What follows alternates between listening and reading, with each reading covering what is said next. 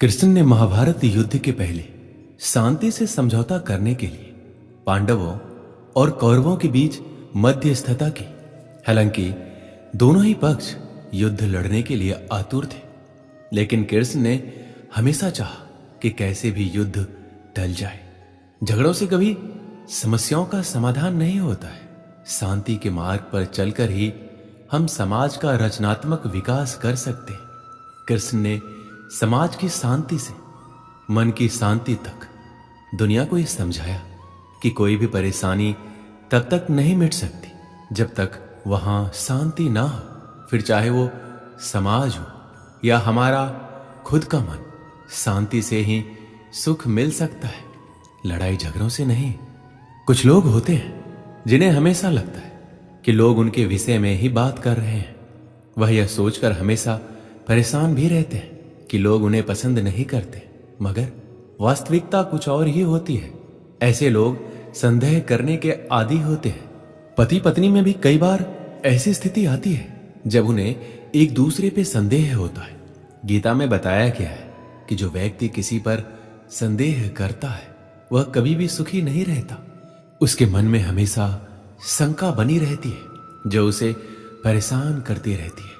तुम्हें जो करना है वह करो, लेकिन अहंकार से नहीं, वासना से नहीं, ईर्ष्या से नहीं, बल्कि प्रेम, करुणा, विनम्रता और भक्ति के साथ। जिसने अपने मन पर विजय प्राप्त कर ली है उसके लिए मन सबसे अच्छा दोस्त है, लेकिन जो ऐसा करने में विफल रहा है उसके लिए मन सबसे बड़ा दुश्मन है। खुशी मन की एक ऐसी अवस्था है जिसका बाहरी दुनिया से कोई लेना देना नहीं है। तुम व्यर्थ चिंता करते हो। तुम्हें किससे डर लगता है? तुम्हें कौन मार सकता है? आत्मा ना तो जन्म लेती है ना ही मरती है। जो भी हुआ अच्छा हुआ, जो हो रहा है अच्छा हो रहा है, जो भी होगा अच्छा ही होगा। भविष्य के बारे में चिंता मत करो, वर्तमान में जियो। आपका वर्तमान ही वह सब कुछ है जो आपके पास है। अपना दिल अपने काम पर लगाओ, लेकिन उसके प्रतिफल पर कभी नहीं। जीवन में सफलता प्राप्त करने के लिए भगवान श्री कृष्ण के जीवन से जुड़ी तमाम बातों का अध्ययन करके सीखा जा सकता है। आइए जानते हैं भगवान कृष्ण के जीवन से जुड़े कुछ अहम बातें जिससे आपके जीवन को बदला जा सकता है। वैसे तो भगवान श्री कृष्ण बचपन में बहुत नटखट स्वभाव के थे। विपरीत परिस्थितियां आने पर उनका स्वभाव हमेशा शांत रहता था और वे ये बात जानते भी थे कि कंस मामा उन्हें बार बार मारना चाहते हैं, फिर भी वह शांत रहते थे और समय आने पर कंस के हर प्रहार का मुंहतोड़ जवाब दिया। इससे सीख मिलती है कि कठिन समय में भी अपने शांत स्वभाव का त्याग नहीं करना चाहिए। भगवान श्री कृष्ण हमेशा साधारण जीवन जीने में विश्वास करते थे। गोकुल के राजघराने में परवरिश होने के बावजूद वह अन्य सामान्य बालकों के साथ रहते, खेलते और घूमते रहते थे। उन्हें कभी भी अपने राजघराने का घमंड नहीं था। कभी भी उनका मन बुरा समय आने पर घबराता नहीं था। वह विपरीत परिस्थितियों का डटकर मुकाबला करते थे। उनका मानना था बुरे समय में विवेकपूर्वक काम करना चाहिए, अंत का प्रयास करते रहना चाहिए, भले ही परिणाम हमारे पक्ष में क्यों ना हो। श्री कृष्ण और अर्जुन की मित्रता से हर कोई परिचित है। हालांकि ये मित्रता बराबर की नहीं थी। अर्जुन सदैव ही श्री कृष्ण को अपना स्वामी, भगवान और पथ प्रदर्शक मानते थे और उनसे जीवन के हर अवसर पर मार्गदर्शन लेना नहीं भूलते थे। एक तरह से उन्होंने अपने जीवन की डोर श्री कृष्ण को सौंप दी थी। महाभारत युद्ध के बाद एक दिन दोनों बैठकर जीवन दर्शन पर बातचीत कर रहे थे। इसी समय अर्जुन ने कहा, हे वासुदेव, संसार में हर कोई सुख की कामना करता है और जीवन पर्यंत उसकी प्राप्ति के लिए प्रयास भी करता है। फिर क्यों दुख जीवन में प्रवेश करता है? दुख रूपी भावना के निर्माण का अर्थ ही क्या है? क्यों इसकी सृष्टि की गई? यदि दुख होता ही नहीं तो जीवन कितना आसान होता। सुख और दुख दोनों विरोधी भाव है और इनकी आवाजाही ने आम जीवन को दुखी कर रखा है। अर्जुन की बात सुनकर श्री कृष्ण ने कहा, हे पार्थ, सबसे पहली और आवश्यक बात ये जान लो कि सुख और दुख एक दूसरे के विरोधी नहीं बल्कि पूरक है। वास्तव में ये एक ही सिक्के के दो पहलू हैं। यदि दुख ना हो तो सुख की अनुभूति भी ना हो पाएगी। जब दुख आता है उसके बाद ही सुख की प्राप्ति की इच्छा होती है। नहीं तो व्यक्ति सुख की कीमत जान ही नहीं पाता। श्री कृष्ण कहते हैं, ये समय भी बीत जाएगा। समय का पहिया कभी एक जगह नहीं थमता। दुख आया तो एक दिन जाएगा ही, और सुख आया तो वह भी एक दिन जाएगा ही। और यह भी तय है कि दोनों बारी बारी वापस लौट कर आएंगे, क्योंकि यही जीवन है, यही सत्य है। समय सबसे बलवान है, उसे अपनी गति से आना है और जाना है। उसके हर कदम के साथ कभी सुख तो कभी दुख को भी जीवन में आना है। इन दोनों के आने से व्यक्ति को घबराना नहीं चाहिए, क्योंकि समय कब एक सा रुका है। जब भी निराश हो, यही मन को समझाइए कि ये समय भी बीत ही जाएगा। गीता में श्री कृष्ण कहते हैं, मनुष्य को सदैव अच्छे कर्म करते रहने चाहिए, क्योंकि कर्मों के छिन्न हो जाने पर भाग्य भी नष्ट हो जाता है। जिस मनुष्य का अपने कर्मों पर अटूट विश्वास होता है और जो मनुष्य अपने कर्मों पर सदा अडिग रहता है, वही मनुष्य जीवन में सफल होता है। श्री कृष्ण ने कहा है, हर व्यक्ति को बिना कुछ सोचे समझे सिर्फ कर्म के मार्ग पर चलते रहना चाहिए। जो मनुष्य कर्म किए बिना सिर्फ फल की चिंता करता है, उसे जीवन में सिर्फ असफलता ही प्राप्त होती है। परिस्थितियां चाहे कितनी भी खराब हो, वो हमेशा एक जैसी नहीं रहती है, वो बदलती जरूर है। इसलिए मनुष्य को बहुत धैर्य और हिम्मत से काम लेना चाहिए। ईश्वर कभी भी किसी व्यक्ति के साथ नाइंसाफी नहीं करता। वो उसको केवल वही देता है जिसकी वो लायक है। जीवन में कुछ स्थायी नहीं है, इसलिए स्वयं को अधिक तनावग्रस्त ना करें। किसी के साथ चलने से ना तो कोई खुशी मिलती है और ना ही लक्ष्य।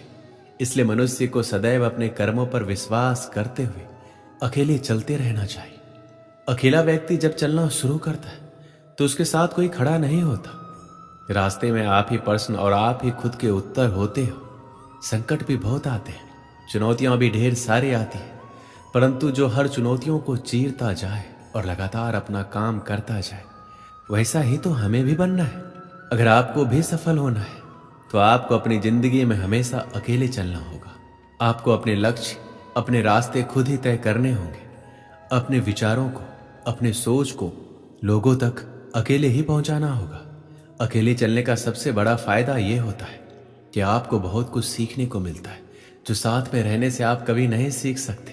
अगर कोई समस्या आती है तो उससे कैसे निपटे, समस्या का समाधान कैसे निकलेगा, ये सब आपको बखूबी पता चल जाएगा।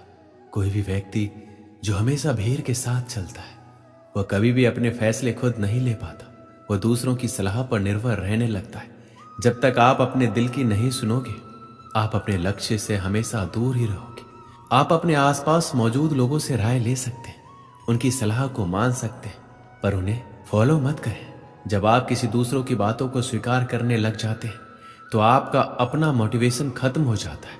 आप उनके बताए कदम पर तभी चलें जब आपको लगता है कि यह सलाह मेरे लिए फायदेमंद साबित हो सकते हैं। एक बार की बात है, एक बार श्री कृष्ण और अर्जुन नगर भ्रमण के लिए निकले।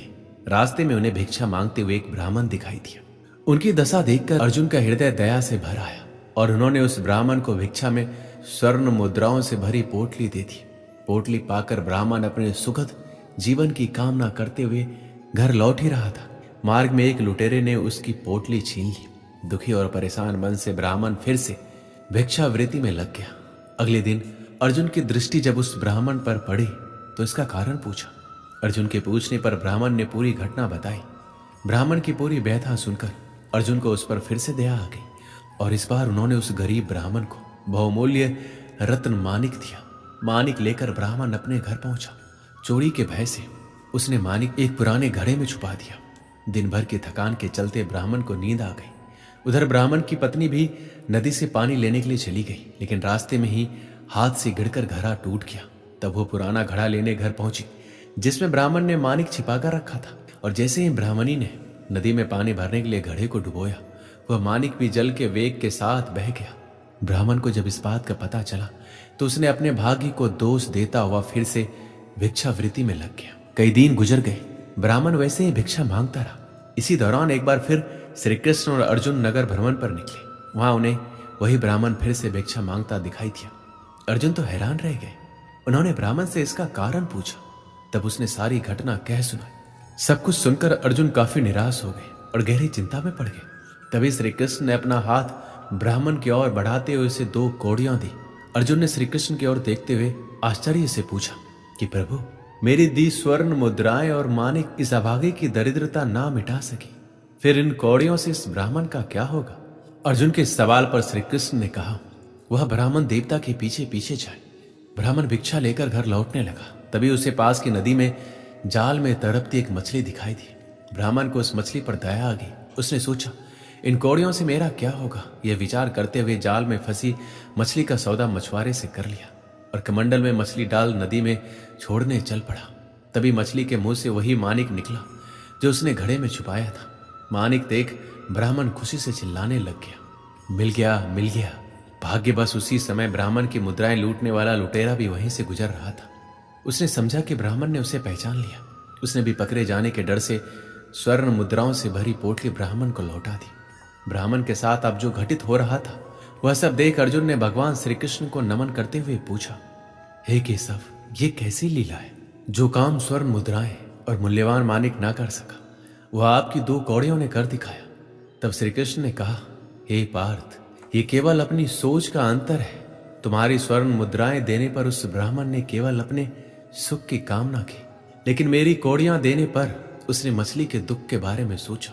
बस यही फर्क है। और भाग्य का साथ पाने का रहस्य भी कि जब आप दूसरों के दुख के बारे में विचार कर दूसरों का भला करने के लिए आगे बढ़ते हैं, तब ईश्वर भी आपका साथ देता है और भाग्य अपने आप मेहरबान होता है। लेकिन जो अपने हित के लिए दूसरों का अहित सोचने और करने से पीछे नहीं हटते, भाग्य उनका साथ कभी नहीं देता।